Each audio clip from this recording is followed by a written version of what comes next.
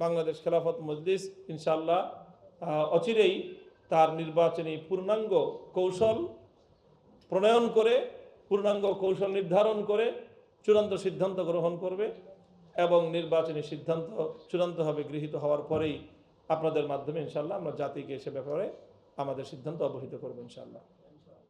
কয় কক্ষ বিশিষ্ট সংসদ হবে, এখানে খুব জোরালোভাবে ইতিমধ্যে জাতীয় ঐক্যমত্য কমিশনের প্রতিনিধিত্বকারী সকল দল এই ব্যাপারে একমত হয়েছে মর্মে আমরা সংবাদ দেখেছি যে সেটা হলো বাংলাদেশে দ্বিকক্ষ বিশিষ্ট সংসদ হবে।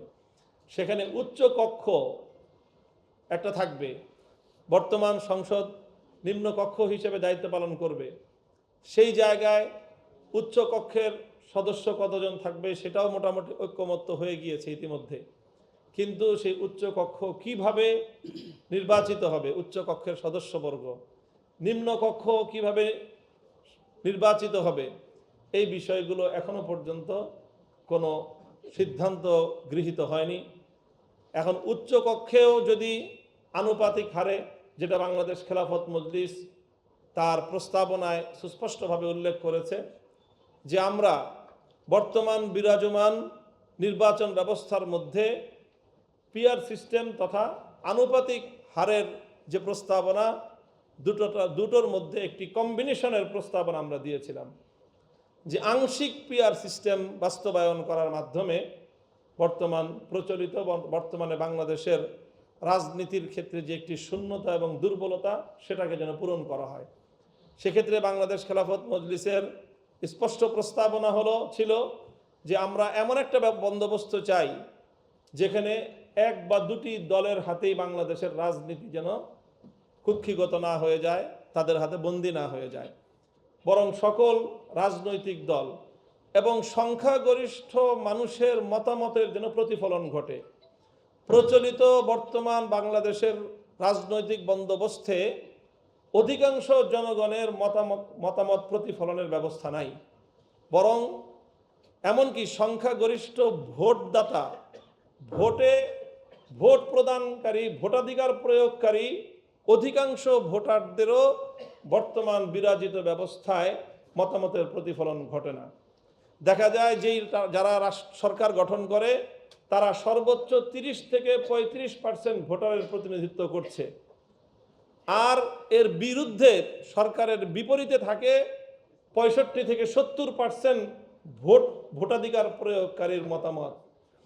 কাজেই এই ধরনের শুভঙ্করের ফাঁকি বর্তমান বাংলাদেশের বিরাজমান এই রাজনৈতিক এবং নির্বাচন ব্যবস্থার মধ্যে রয়েছে। সেই জায়গাটাকে যে কোনোভাবেই সংশোধন করে, সংস্কার করে এমন একটা বন্দোবস্ত করা চাই যেন ভোটাধিকার প্রয়োগকারী অধিকাংশ মানুষের মতামতের যেন মূল্যায়ন হয় এবং তার ভিত্তিতেই যেন রাষ্ট্র সরকারের সকল প্রতিষ্ঠানগুলো গঠিত হয়, উচ্চ কক্ষ নিম্ন কক্ষ সেভাবেই যেন নির্বাচিত হয়।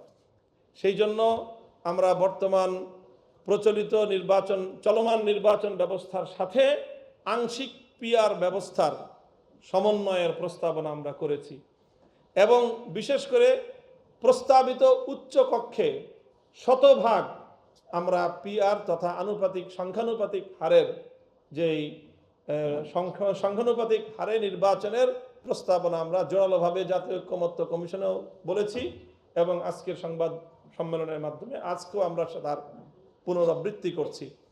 কাজে সেই বিষয়গুলো যদি নির্ধারিত হয় তাহলে তার ভিত্তিতেই বাংলাদেশ খেলাফত মজলিস আগামী দিনে তার রাজনীতিতে অংশগ্রহণের কৌশল নির্ধারণ করবে যে কিভাবে নির্বাচনে অংশগ্রহণ করবে। 300 আসনেই বা সকল আসনেই নিজস্ব দলীয় প্রতীকে একক প্রার্থী দিবে না বৃহত্তর নির্বাচনী সমঝোতা বা জোটবদ্ধ করে নির্বাচনে যাবে, সেটা এই বিষয়টার উপর নির্ভরশীল এবং তার উপর ডিপেন্ডেন্ট।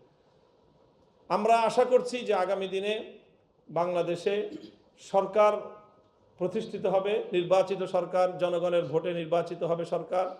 সেই সাথে জনগণের ভোটেই শক্তিশালী বিরোধী দল গঠিত হবে, যাতে বিগত দিনের যেই ফ্যাসিবাদ তৈরির যে মূল মোক্ষম উপায় ছিল, পথ ছিল, সেটা হলো বিরোধী দলকে সম্পূর্ণরূপে ধ্বংস করে দিয়ে একদলীয় বাংলাদেশের রাজনৈতিক বন্দোবস্ত প্রতিষ্ঠা করে সেই একদল ভিনদেশি এজেন্ডা বাস্তবায়নের মাধ্যমে দেশকে বিদেশি শক্তির কাছে বিক্রি করে দেওয়ার পায়তারা চালিয়েছিল।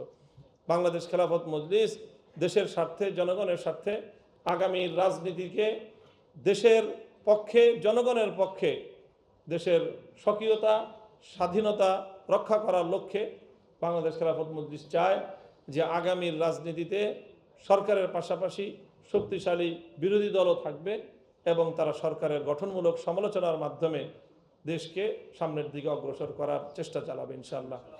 তো আমরা আশা করি যে সেভাবেই বাংলাদেশ খেলাফত মজলিস ইনশাআল্লাহ অচিরেই তার নির্বাচনী পূর্ণাঙ্গ কৌশল প্রণয়ন করে, পূর্ণাঙ্গ কৌশল নির্ধারণ করে চূড়ান্ত সিদ্ধান্ত গ্রহণ করবে এবং নির্বাচনী সিদ্ধান্ত চূড়ান্তভাবে গৃহীত হওয়ার পরেই আপনাদের মাধ্যমে ইনশাআল্লাহ আমরা জাতিকে সে ব্যাপারে আমাদের সিদ্ধান্ত অবহিত করবো ইনশাআল্লাহ। ভাইয়ের সেটা হলো যে বৃহত্তর ইসলামী জোট বা দেশপ্রেমিক জোট, সেই বিষয়ে আমি আমার বক্তব্যের মধ্যে পরিষ্কার করেছি যে নির্বাচন ব্যবস্থাটা কোন সিস্টেমের আওতায় পরিচালিত হচ্ছে, পিআর পদ্ধতি কতটুকু থাকছে বা থাকছে না, এই বিষয়গুলো আমাদের চূড়ান্ত সিদ্ধান্ত গ্রহণ করার জন্য এটা অন্যতম একটা মৌলিক নিয়ামকের ভূমিকা পালন করবে।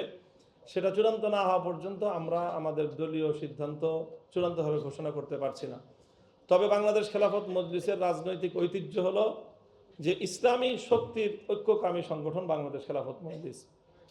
বাংলাদেশ খেলাফত মজলিস 1989 সালে প্রতিষ্ঠার এক বছরের মাথায় 1991 সালে বাংলাদেশ খেলাফত মজলিসের তৎকালীন প্রধান শাইখুল হাদিস আল্লামা আজিজুল হকের নেতৃত্বে বাংলাদেশে ইসলামী ঐক্যজোট গঠিত হয় সকল ইসলামী সংগঠনগুলোকে নিয়ে।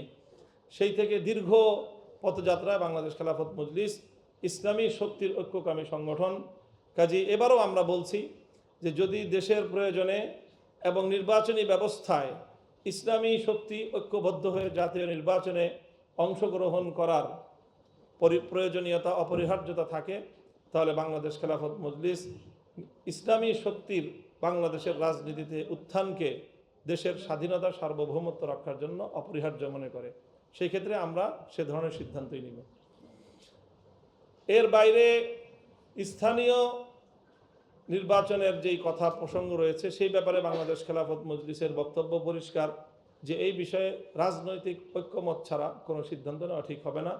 এই জন্য আমরা জাতীয় ঐক্যমত্য কমিশন এবং প্রধান উপদেষ্টা বরাবর বারবারই বলেছি যে এই বিষয়গুলো নিয়ে রাজনৈতিক দলগুলোর আরও ঘনিষ্ঠ আলাপচারিতার মাধ্যমে একটা মতৈক্য প্রতিষ্ঠা করেই তারপরে স্থানীয় নির্বাচনের দিকে যাওয়া উচিত।